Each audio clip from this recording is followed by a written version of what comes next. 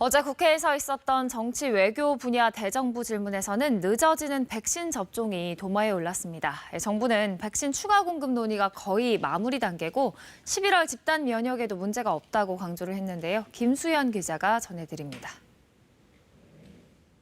대정부 질문은 백신 공급에 대한 우려에 집중됐습니다. 왜 대한민국은 백신 빈곤국인가, 백신 후진국인가 국민들은 의아해하는 거예요. 정부는 상반기에 1,200만 명 접종이 가능하고 백신 추가 공급 논의가 거의 마무리 단계에 있다고 설명했습니다. 정부를 좀 믿어주시고요. 정부로서는 11월 달에 집단 면역이 이루어지도록 목표를 세웠는데요.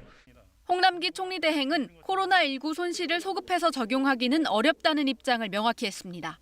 재보선 결과에 영향을 미친 것으로 분석돼온 부동산 대책도 도마에 올랐습니다.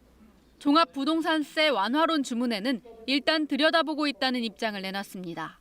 공시가 상승과 현실화율을 고려하여 1주택자의 종부세 부과 기준인 9억을 현실에 맞게 상향시켜야 한다고 보는데 부동산 정책과 관련돼서 잘못된 시그널이 가지 않는 범위 내에서는 그러한 의견에 대해서도 같이 짚어보고 있다는 말. 다만 대부분 국민이 종부세 대상이 아니라는 점을 지적했습니다. 종부세 과세 대상이 얼마나 됩니까? 절대 다수 집 없는 서민을 위한 목소리가 안 나온다는 게 저는 통탄할 일이라고 봅니다. 저도 심지어는 종부세를 내본 적이 없습니다. 대다수 국민들은 종부세와 관계없고요. 3, 4%의 국민들이 종부세를 내시는데 부동산 정책 재조정 가능성에 질의가 집중된 가운데 여당은 부동산 특위를 구성해 정책 효과 점검에 들어가기로 했습니다.